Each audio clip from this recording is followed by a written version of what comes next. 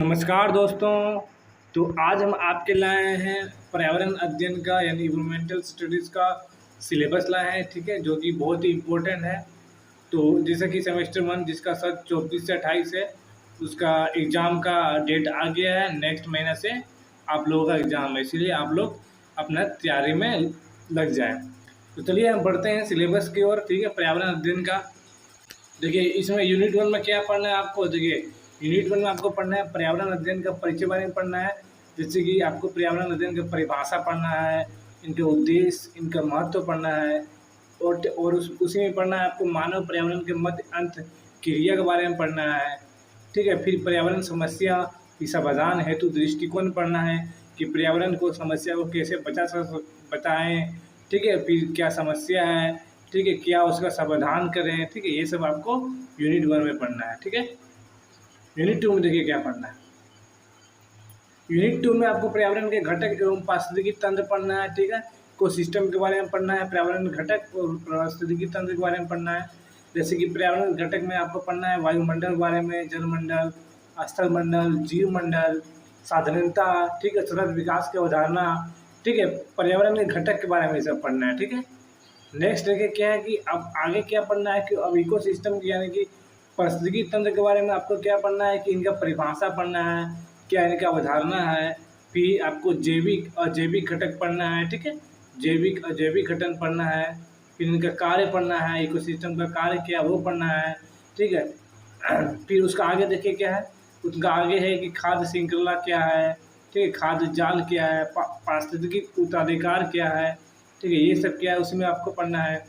फिर पोषण चक्रण पढ़ना है, भू रासायनिक पोषण चक्रण पढ़ना है। फिर उत्पादकता क्या है, ठीक है, उत्पादकता क्या है, कि पारिस्थितिकी पिरामिड क्या है, होमोस्टैटिक्स की अवधारणा क्या है, ठीक है। आपको ये सब यूनिट 2 में पढ़ना है, ठीक है। फिर पारिस्थितिकी तंत्र कितने प्रकार का होता है, ये सब पढ़ना है। और हाँ देखिए, पर्यावरण अध्ययन का सिलेबस लगभग बहुत बड़ा है, ठीक है, यानी कि ये सिलेबस बहुत बड़ा है, इसीलिए आप अच्छे से समझिए इसको, ठीक है। देखिए यूनिट 3 में क्या पढ़ना है। यूनिट 3 में आपको प्राकृतिक संसाधन के बारे में पढ़ना है, ठीक है। प्राकृतिक संसाधन के बारे में पढ़ना है आपको। प्राकृतिक संसाधन में देखिए, भूमि संसाधन जो है उसमें आपको पढ़ना है मृदा अपरदन, मरुस्थलीकरण पढ़ना है, खनन माइनिंग पढ़ना है, बांध के निर्माण के पर्यावरण प्रभाव पढ़ना है। आपको ये सब पढ़ना है भूमि संसाधन में, ठीक है। और जल संसाधन में क्या पढ़ना है आपको। जल संसाधन में आपको पढ़ना है प्राकृतिक हुआ, मानव निर्मित स्रोत हुआ, जल का उपयोग हुआ, स्थायी हुआ, भूजल का दोहन हुआ, बाढ़ हुआ, सूखा हुआ, जल संघर्ष हुआ, अंतर्राष्ट्रीय एवं अंतर्राज्यीय राज्य पर, ठीक है, जो जल संघर्ष है या फिर इंटरनेशनल हो या फिर राज्य लेवल का हो, ठीक है। फिर ऊर्जा संसाधन में आपको क्या पढ़ना है कि नवीकरण ऊर्जा, गैर नवीकरण ऊर्जा का स्रोत, फिर इनका उपयोग, फिर इनका पर्यावरण प्रभाव क्या पड़ता है वो पढ़ना है आपको, ठीक है। देखिए यूनिट 4 में क्या पढ़ना है आपको। यूनिट 4 में आपको जैव विविधता एवं उनका संरक्षण पढ़ना है।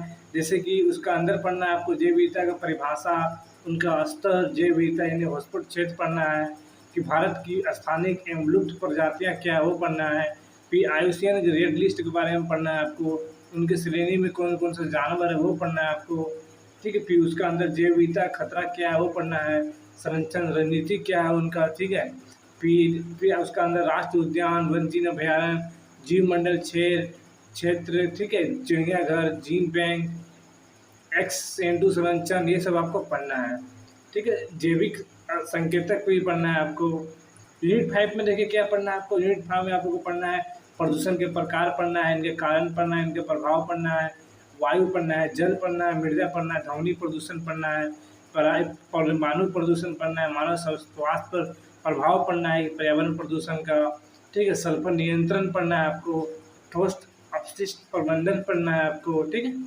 यूनिट 6 में आपको पढ़ना है वैश्विक पर्यावरण मुद्दे एवं नीतियाँ पढ़ना है, ठीक है। यूनिट 6 में क्या पढ़ना है आपको, वैश्विक पर्यावरण मुद्दा पढ़ना है, नीतियाँ पढ़ना है, उनका उनका उनका अंदर आपको जलवायु परिवर्तन, ग्लोबल वार्मिंग, ठीक है, जो ओजोन परत का क्षरण पढ़ना है, अम्ल वर्षा पढ़ना है, अंतर्राष्ट्रीय पर्यावरण समझौता एवं कार्यक्रम पढ़ना है, सतत विकास लक्ष्य पढ़ना है, ठीक है। उनका अंदर आपको भारत में पर्यावरण कानून पढ़ना है, वन जीव संरक्षण अधिनियम 1972 पढ़ना है, जल अधिनियम 1974 पढ़ना है, फिर वन संरक्षण अधिनियम 1980, वायु अधिनियम 1981, पर्यावरण संरक्षण अधिनियम 1986, ठीक है, ये सब आपको पढ़ना है, ठीक है।